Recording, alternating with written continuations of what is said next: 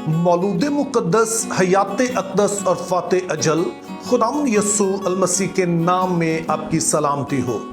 तो आज इस सवाल पर हम गौर करने जा रहे हैं। इसका ताल्लुक मुक़द्दस मत्ती की मार्फत इंजीली बयान उसका 24वां बाब और उसकी 28वीं आयत से है, जिसमें लिखा है, जहां मुर्दार है वहां गिद्ध जमा हो जाएंगे।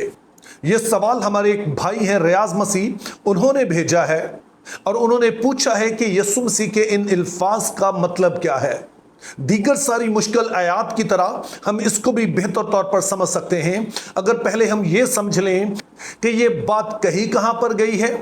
और जब यीशु मसीह ने ये बात कही तो उस वक्त वो किस मौजू पर बात कर रहे थे। तो इस हवाले से जो पहली चीज नोट करने वाली है कि इस आयत का ताल्लुक मत्ती 24 बाब से है, और इसके हवाले से आम लोगों का ख्याल ये है कि इसमें यीशु मसीह अपनी आमदे सानी के बारे में बात कर रहे हैं।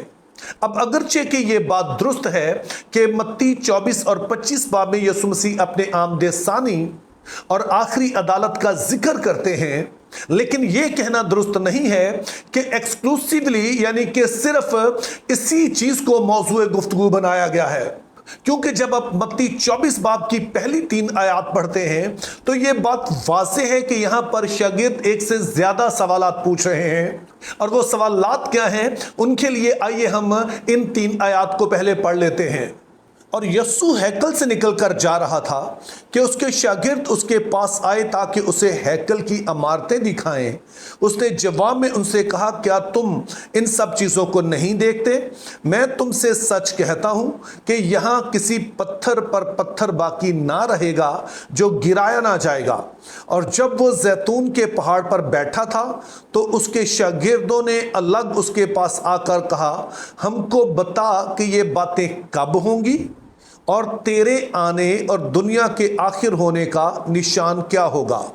अब यहां पर हुआ कुछ यूं है कि यीशु मसीह जब अपनी जमीनी खिदमत के दौरान आखिरी दफा हैकल में गए और वहां से ये बात कहकर निकल आए कि तुम्हारा घर यानी कि हैकल को तुम्हारे लिए वीरान छोड़ा जाता है। अब चूंकि यीशु मसीह के ज्यादातर शागिर्दों का ताल्लुक गलील से था और हैकल जो थी वो यरूशलेम में थी, तो यीशु मसीह के शागिर्द बड़े एक्साइटेड थे इन सारी बिल्डिंग्स को देख के। चूंकि हेरोदिस आजम ने यहूदियों को खुश करने के लिए बड़ी कोशिश करके उसने हैकल को बहुत खूबसूरत बना दिया, और जो ओरिजिनल हैकल थी उसके साथ साथ कई तरह के और भी इमारतें खड़ी कर दी, और इसके अलावा और भी बड़ी अहम इमारतें यरूशलेम में मौजूद थी। तो यीशु मसीह को जब वो दिखाने लगे तो यीशु मसीह कहते हैं ये सारी इमारतें जो हैं खत्म कर दी जाएंगी जिसमें हैकल भी है, और इसका भी कोई पत्थर पर पत्थर बाकी नहीं रहेगा। इसके बाद हम देखते हैं कि यीशु मसीह जैतून के पहाड़ पर चले जाते हैं और शागिर्दों के ज़हन में वही बात घूम रही है कि यहां किसी पत्थर पर पत्थर बाकी ना रहेगा, यानी कि यरूशलेम जो है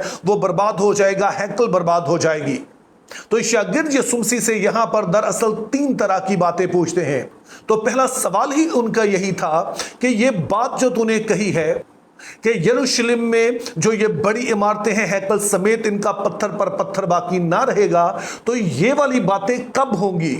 दूसरे नंबर पर वो पूछते हैं कि इस सारे वक्त में यानी तेरी आमदे अव्वल और आमदे सानी के दरमियान क्या अहम वाकयात हैं जो होने हैं। और तीसरी बात वो पूछते हैं कि जब आमदे सानी होना होगी तो उस वक्त के क्या हालात होंगे। तो इस तरह से जब आप मत्ती 24वां बाब पढ़ेंगे तो आपने इन 3 सवालों को ज़हन में रखना है और देखना है कि कौन सा पैसेज, कौन सा पैराग्राफ इनमें से किस सवाल का जवाब दे रहा है।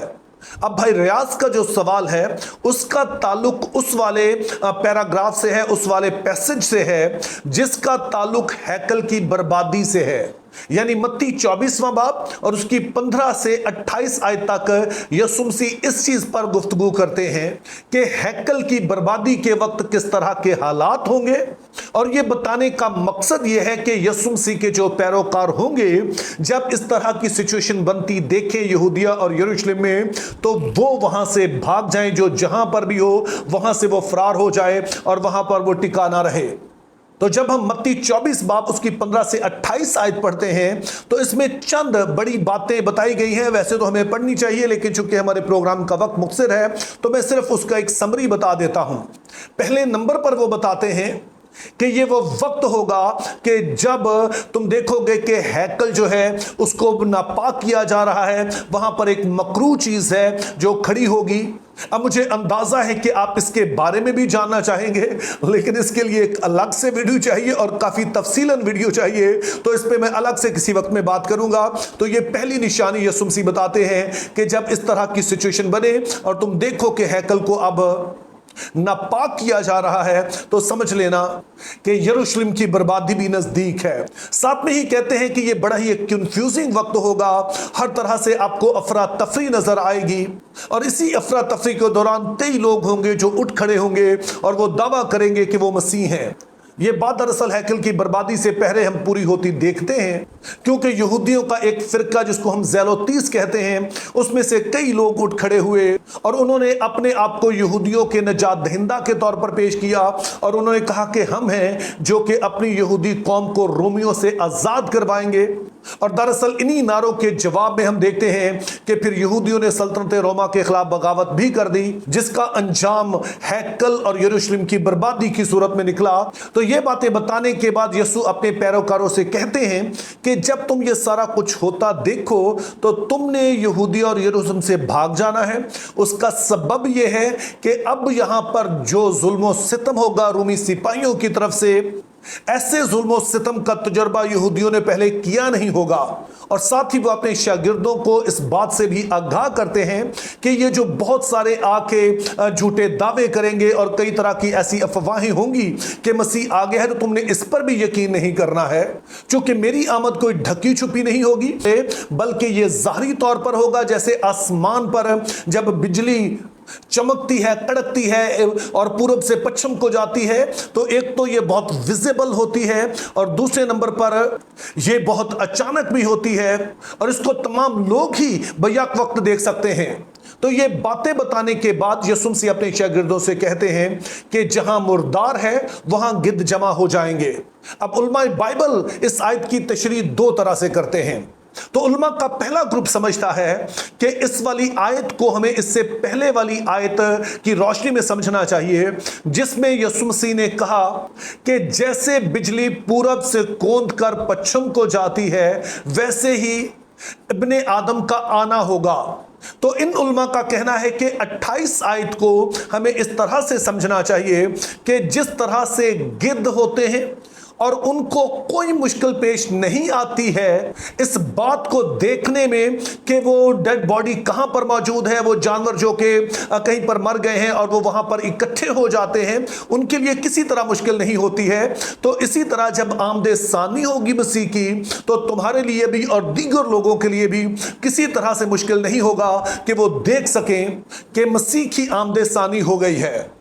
इसके बरक्स उलमा का जो दूसरा ग्रुप है वो ये समझता है कि हमें 28 आयत को सिर्फ 27 आयत की रोशनी में नहीं समझना चाहिए, बल्कि इस पूरे पैराग्राफ की रोशनी में समझना चाहिए, जिसमें बताया गया है कि हैकल और यरूशलेम की बर्बादी के वक्त क्या होगा, उस वक्त क्या साइन होगा, ताकि शागिर्द जो हैं वो जान सकें और वो यहूदिया और यरूशलेम को छोड़कर वहां से भाग जाएं। अब जो उलमा इस बात के साथ मुत्तफिक हैं वो लूका 21 बाब का हवाला देते हैं कि जहां पर इसी हवाले को बयान किया गया है, लेकिन वहां पर लूका थोड़ी सी और तफसीलात हमें देता है। मिसाल के तौर पे अगर हम लूका 21 बाब और उसकी 20 आयत देखें तो उसमें कुछ यूं लिखा है, फिर जब तुम यरूशलेम को फौजों से घिरा हुआ देखो